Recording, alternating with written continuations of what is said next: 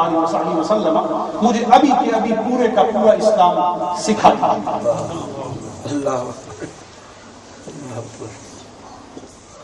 ایک دو منٹ مجھے اللہ کا سارا اسلام پورے کا پورا دین سمجھا دیا. سید عالم صلی اللہ علیہ وسلم نے تبسم فرمایا, اس کے استعجال پر بھی تبسم فرمایا اور اس کی پسند اور رغبت پر بھی تبسم فرمایا کہ جلدی بھی کتنی ہے لیکن اس جلدی میں چاہتا بھی کیا ہے.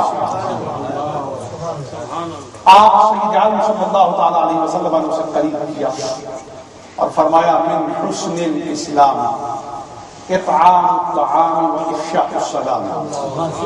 فرمایا اگر اللہ کا سارا دین فوراً سیکھنا چاہتا ہے, فرمایا دو باتیں یاد رکھ, کبھی نہ بھول, تو اسلام میں داخل رہے گا, اسلام کا فیض اور برکت تجھے ملتی رہے گی. جسے جانتا ہے اسے بھی سلام کر, جسے نہیں جانتا اسے بھی سلام کر, جسے جانتا ہے اسے بھی کھانا کھلا, جسے نہیں جانتا اسے بھی کھانا کھلا.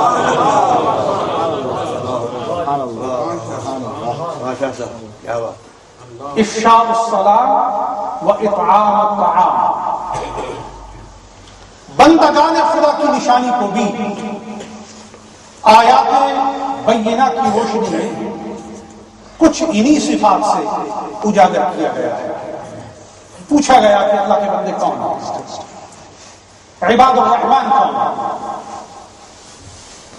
فرمایا عباد الرحمن وہ ہیں کہ لوگوں کے ساتھ حسن سلوک کریں, حسن معاملہ کریں, ان کا ایٹیٹیوڈ لوگوں کے ساتھ بہت ہی زیادہ کائنڈ فل, لوگوں کے ساتھ بہت ہی وہ ہمدل ہو اور ان کی ہر بات جشن ہو, انصاف پر اور اعتدال پر مبنی ہو. وہ اللہ کے بندے ہیں اور جب ان سے پوچھا جائے تو یہ سب کچھ کیوں کرتے ہو, وہ کہتے ہیں انما نطعمکم لوجہ اللہ.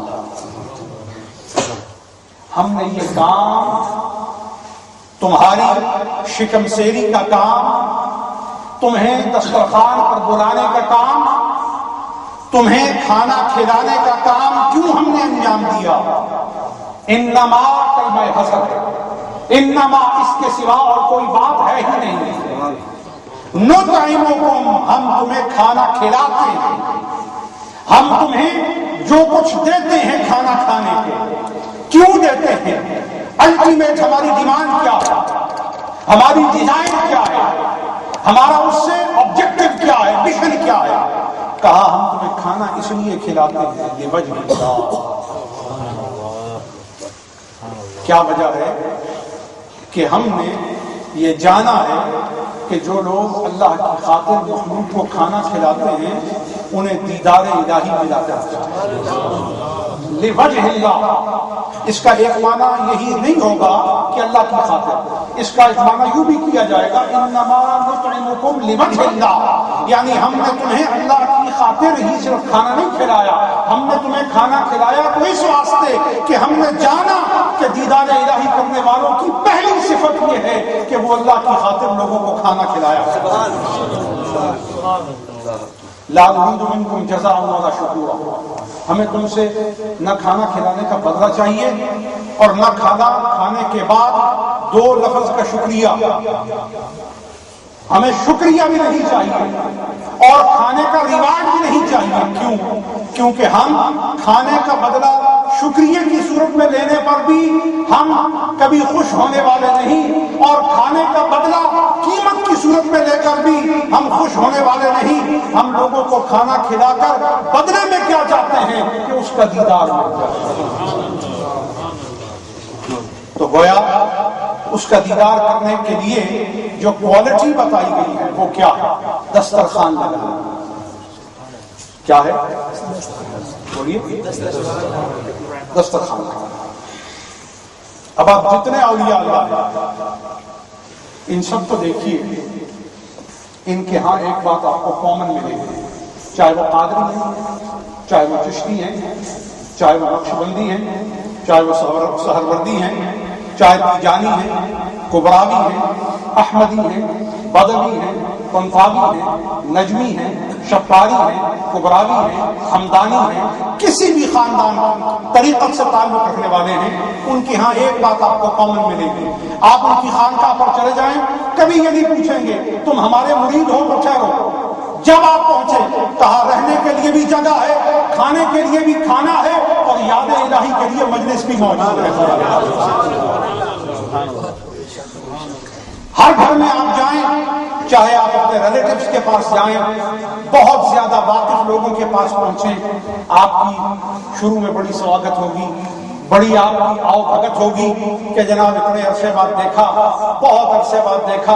آپ میں یہ فرق آ گیا، پہلے دیکھا تھا تو جوان تھے، اب دیکھا تو کچھ بڑھاپا آ گیا، پہلے دیکھا تو رحیم تھے، اب دیکھا کچھ ضعیف لگ رہے ہیں، پہلے دیکھا تو آپ کے وجود میں ایک تناؤ تھا، ایک اکڑ تھی، اب دیکھا کہ ضعف کی وجہ سے آپ کی کمر کمان بنتی چلی جا رہی ہے. یہ باتیں شروع میں ہوتی چلی جاتی ہیں، اور آدمی ایک دوسرے کے ساتھ باتوں میں دل بہلانے کی صورت کرتا ہے، لیکن ایک دن بہلاوا رہتا ہے، دوسرے دن بہلاوا رہتا ہے، تیسرے دن بھی بہلاوا رہتا ہے.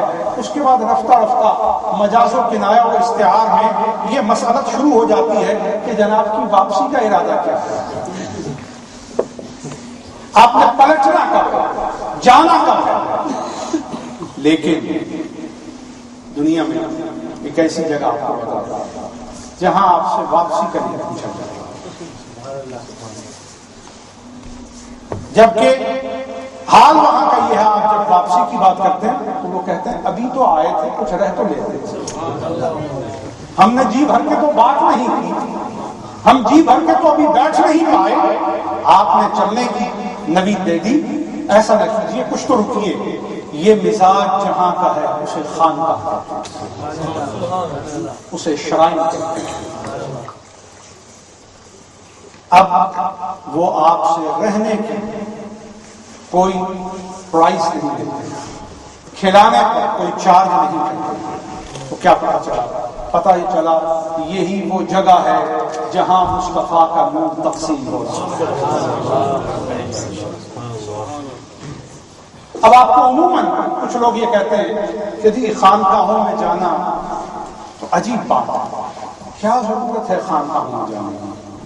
کہتے ہیں اگر خانقاہی طرز فکر درست ہے تو ہم آپ سے پوچھتے ہیں اگر کوئی شخص کلمہ پڑھے تو آپ اس کو کلمہ پڑھانے کے لیے اور اس کو اسلام میں داخل کرنے کے لیے کون سے پیر کے پاس لے کے جائیں گے؟ جن لوگوں کا یہ نظریہ ہے میں سمجھتا ہوں وہ بہت ہی الٹریٹ ہے. وہ یہ سمجھتے ہیں کہ شاید اسلام شخصیات کے اندر بند ہے، وہ یہ سمجھتے ہیں کہ شاید اسلام کسی ایک جغرافک پوائنٹ کے اندر بند ہے. نہیں، ایسا نہیں ہے. اسلام نے کہیں آپ کو یہ درس نہیں دیا کہ کلمہ پڑھانے کے لیے کسی کو مکہ لے کر جائے، آپ کو یہ درس نہیں دیا کہ اسلام میں داخل کرنے کے لیے کسی شخص کو آپ لاہور لے کر جائیں، آپ نیو دہلی لے کر جائیں، آپ ان کو کسی اور شہر میں لے کر جائیں. کہیں یہ حکم نہیں ہے. اسلام میں داخل ہونے کے لیے آپ کو 3 حقیقتیں ماننی ہیں. پہلی، اللہ کا رب ہے، اس کا لا شریک الہ کا نظریہ اپنے سچے دل سے ماننا. دوسرا، اسلام کا دین حق کے طور پر مان لینا.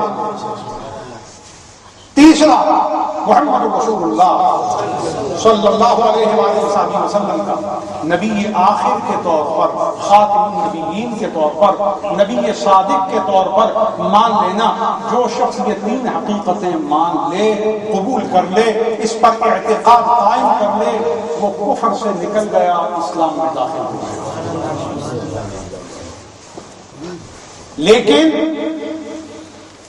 یاد رکھیں کہ آپ ان 3 حقیقتوں کو تسلیم کر کے کفر سے تو نکل گئے، اسلام میں داخل ہو گئے، دین میں داخل ہو گئے، تباہی سے نکل گئے، بربادی سے نکل گئے، ذلت سے نکل گئے.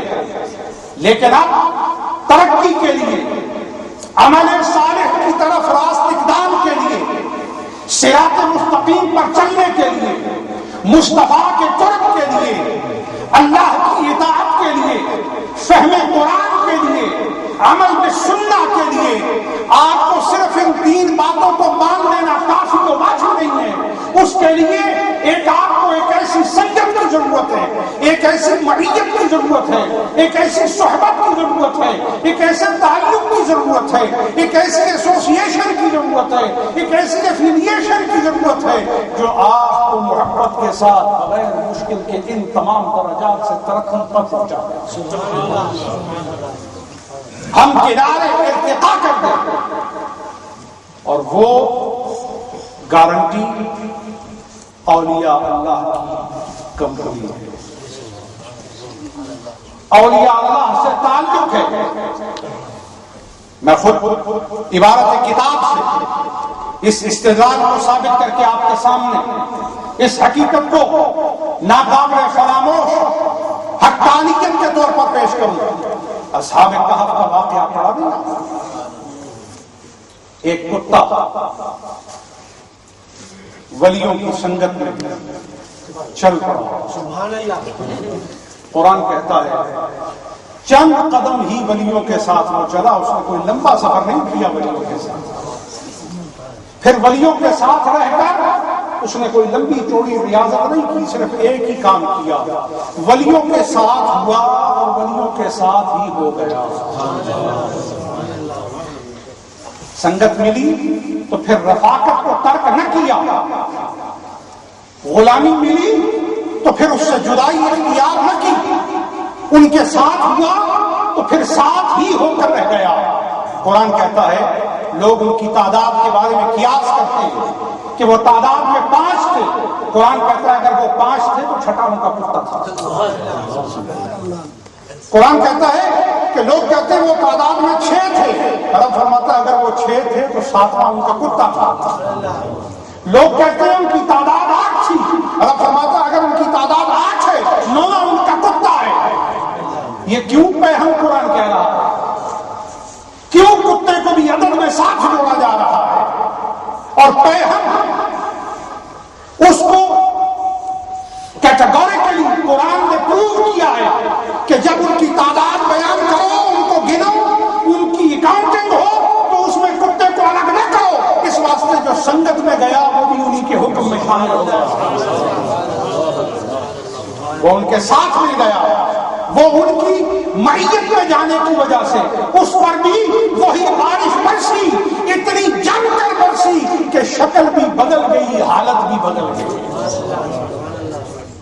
تو غور کیجیے کہ اگر کوئی اپنی حقیقت میں کتا ہو کر ولیوں کے ساتھ ہو جائے تو آخر کار کتا نہیں رہتا، جنتی ہو جاتا ہے۔ تو غور کرو، جب نفس کا کتا خواہشات کی وجہ سے آپ کی نفس جو حقیقت میں کتے کی شکل اختیار کر چکی ہے، اللہ کی اطاعت اور فرمانبرداری اور مصطفیٰ کی محبت میں غفلت کرنے کی وجہ سے انسان اپنی لشت میں جس وقت کتے کی طرح ہرس اختیار کر لیتا ہے، تنوں میں مبتلا ہو جاتا ہے، ہرس کا شکار ہو جاتا ہے اور حق سے آنکھیں چرانے لگتا ہے، صراط مستقیم سے قدم ہٹانے لگتا ہے، تو ایسے میں انسان کو پھر ان تمام بیماریوں سے جو صحبت اور سنگت نکال کر اسے صحت و شفا اور ہم کنارے دین کر سکتی ہے، وہ تعلق صرف اور صرف اولیاء اللہ کا ہے۔ یہاں ایک واقعہ میں آپ کو پیش کرتا ہوں، سرکمسٹانشل وٹنس۔ سیدی آقائی و مولائی حضرت شیخ سید القادر جیلانی محی الدین عبد القادر الحسنی والحسینی رضی اللہ تعالی عنہ ورضا عنہ کی بارگاہ میں لاکھوں کا اجتماع ہے، لاکھوں لوگ، اور آپ کی توجہ سے سینوں میں دل بدل گئے اور پوری محفل پر ایک نغمہ اپنا اثر قائم کیا، اور وہ نغمہ کیا ہے؟ ذرا آپ اس نغمہ کو سن کر میرے ساتھ نغمزن ہو جائیں۔ لا الہ الا اللہ لا الہ الا اللہ